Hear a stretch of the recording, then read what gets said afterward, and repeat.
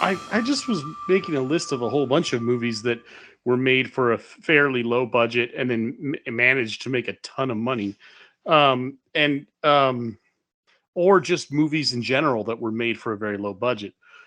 But it's interesting to think about them because they're all a little different here. But for reference sake, Primer, according to this, costs according to IMDb Like anyway, 7,000. $7,000 is what they claim, and it made $545,000. Let me give you another example that's not super huge. Let's start with what Gil said. So the following, which Nolan. Yeah. we've mentioned on this podcast before, is Christopher Nolan's first film, right? Yeah. First Definitely feature. breakthrough. First feature film, at least, yeah. Got his foot And in the door. yeah, that was made for $6,000, and it made $49,000. So not super successful by these standards. Obviously, in terms of comparing budget to what it made, it was extremely successful because most major movies like big budget studio films don't do more than like double their budget usually, or if they do, that's great, but they don't always do that. um, but still not nearly as much as something like Primer did. And then of course Pi made a lot more money. Now granted, Pi cost 10 times as much to make. It was $60,000 to make, but it claims to have made 3.2 million. And if you've never seen Pi, that's Darren Aronofsky's first feature film that kind of made him a breakout star. Oh yeah, I didn't realize it was that expensive. I forgot that. Well, that's still not that expensive, but those are both black and white films.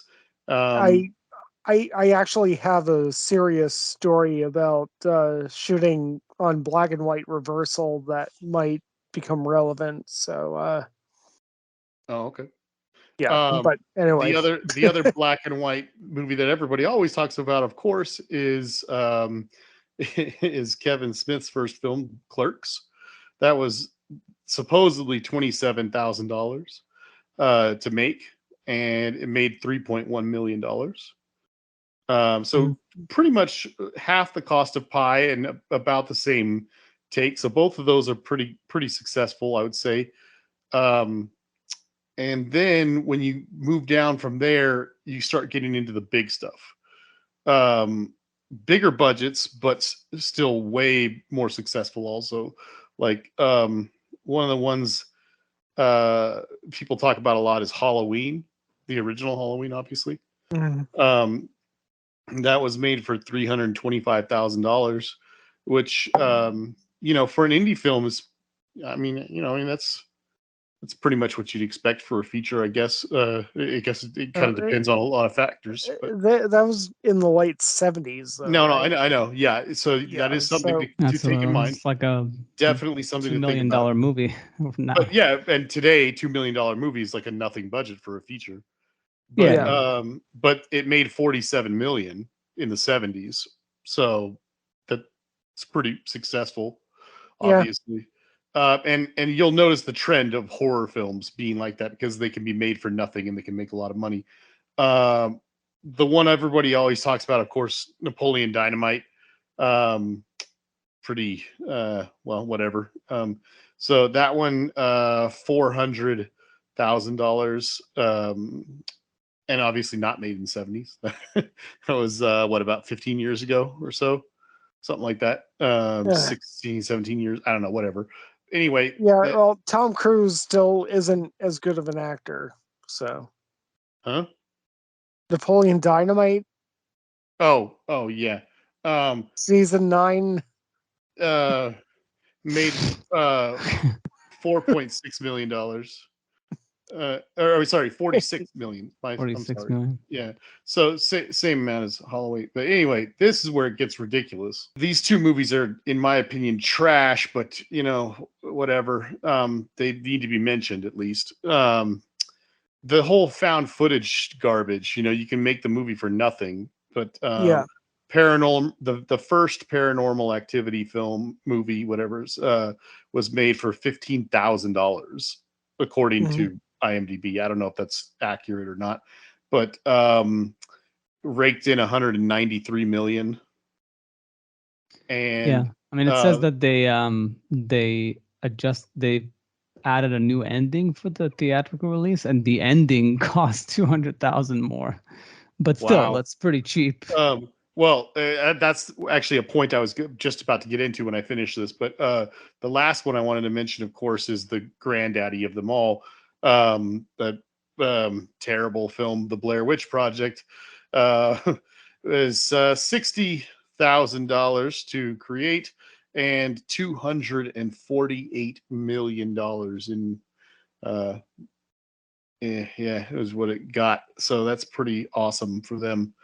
Um, I personally like that movie, but I I can't understand it's very stand it. controversial because they essentially lied that it might be actual Well, footage that was filmed. that's just good marketing. I didn't mind the lie. Yeah, For me, I started watching it and everybody was saying it was so good, and then I finally put it on, and I was like, I didn't know it was like a found footage thing. So I'm like watching the beginning of it, and I was like, wait, so, and by the way, I'm watching it on HBO. So on HBO, a lot of times when there's a big movie out and stuff, there's like Mhm. documentaries and stuff. Like one of them I remember was like when that George Clooney movie, The Perfect Storm, came out.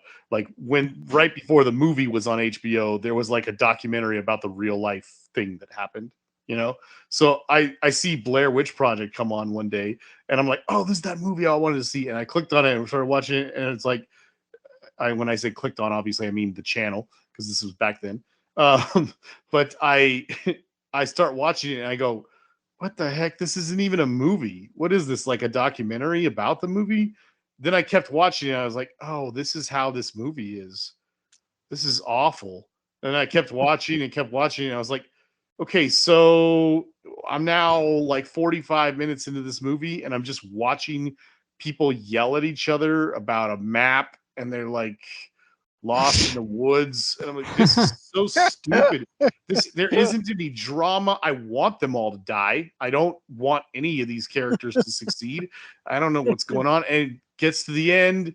There's kind of a freaky moment, and I'm just like, okay, that was a huge waste of my time. But anyway, I don't want to talk trash. It's well, just, you really came into that like with the wrong expectations.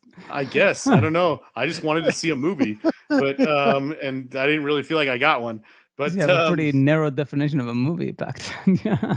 I could, I think I could take a camcorder and a couple of like, a couple of the like actors that have acted for us for free, and we could go out and like into the woods and make a more compelling movie than that.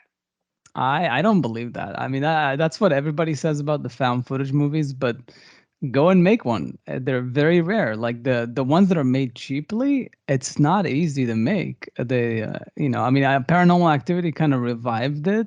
The fact that it was an Israeli guy, I didn't that know that. it was able to like pull that off again. And he obviously couldn't. He wasn't able to duplicate it. None of these people actually, I don't think, had much of a career after maybe producing and stuff. But Mm. it's because it's tough. It's even they couldn't duplicate it to some degree. But whatever, like whatever confluence of events and setup that just really worked for that specific thing. I definitely like Blair Witch more than Paranormal Activity. I saw both because there was a hype about both of them, so I give them both a shot during their time. And yeah, I think Blair Witch was just really scary. It was really effective, and I don't like scary movies, and I actually specifically went for it because it was like, oh, this is different. It's a found footage versus just a normal scary movie, which I was not a big fan of. So to me, it was unique. But yeah, I think if you come at the wrong expectations, I totally get it. Makes sense. Well, just to defend myself here, let me just say that when I made my statement right now, I'm not saying I could take a camera and a few actors and crank out a little script and then crank out a feature length movie and that it's going to be more successful than this. Otherwise, I would have done that already.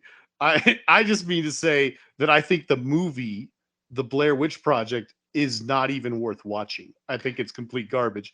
Now, whether it was obviously very successful, people liked it for some reason. The word of mouth got out that it was terrifying. Everybody who likes horror movies went in droves to go see it. And pretty much the same thing happened with Paranormal Activity, to some extent. And but I mean, just to say this, like, I've seen other found footage movies, which I don't particularly care for, that whole fad premise, whatever. But I've seen a couple that I actually thought were worth watching. There were some that I thought were decent. They're not, great movies or anything, but leaps and bounds better than both of those movies. Which I did see Paranormal Activity in theaters because I could see it for free at the time when it came out. I was working at a movie theater, but yeah, I mean, it's just my opinion. I don't think either one of them are really very good. But they definitely they managed to capture the audience's attention and everything, because they made a crap load of money. No, not just audience. I mean, it's got 86% on Rotten Tomatoes and 7.7 on IMDb. So it's not as if like just the audience like went for the marketing. I just think that it was unique for what it did. It had multiple.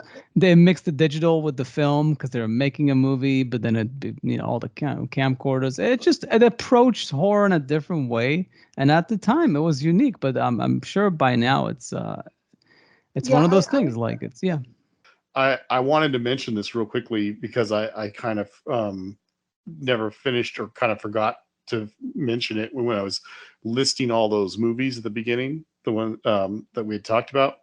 So that as I listed them, I was kind of listing them in order of how successful they were in terms of low budget versus how much they made, kind of thing. But there's another aspect of that that's worth mentioning, is that, well, two aspects that are worth mentioning. One is, how good are these movies? I mean, maybe, stuff like El Mariachi and Clerks were made for, well, let's say Primer also. Primer, El Mariachi, and Clerks were all made for less than $30,000 and made, $500,000, $2 million, and $3 million respectively. But in terms of all these movies I just listed, it's like what we said, what are the best movies out of all those? Because obviously those two I mentioned at the end, Paranormal Activity and Blair Witch Project, made almost hundreds of millions of dollars in some cases. But I don't think that they're nearly as good as some of these other movies. Obviously Gil said he liked them better than me, but it's fine. The only reason I'm bringing this up is to say that obviously I started all this by mentioning Following, which is by far the least successful out of everything on that list, but I think it's the best movie. And at the time maybe it didn't do as much business, but and Nolan famously, I think, said, because it wasn't accepted to Sundance. But it got accepted to other festivals and it did fine, and it still got him what he needed to get the funding for Memento. And so he famously said, like, Sundance is not the only festival out there. It's saying that they're kind of snobbish and they kind of go for like a specific kind of thing. And Following was a sort of trying to be a traditional movie and mostly succeeded at that. It was just like a low budget version of it, but it was not trying to be a highbrow artsy kind of movie, which, by the way, I don't think Primer is an artsy movie. I just think it's just very high concept and it's very, very smart. But Following is quite complex. It's very it's not a simple plot, and then the time sequencing and everything, all that stuff. I'm surprised that a movie like that didn't make it into Sundance. Me too. But I guess the point I was trying to make is that obviously because it's Nolan, I'm sure it had a second life on video and streaming. I'm sure that by now more people have watched it than Primer and Pi combined.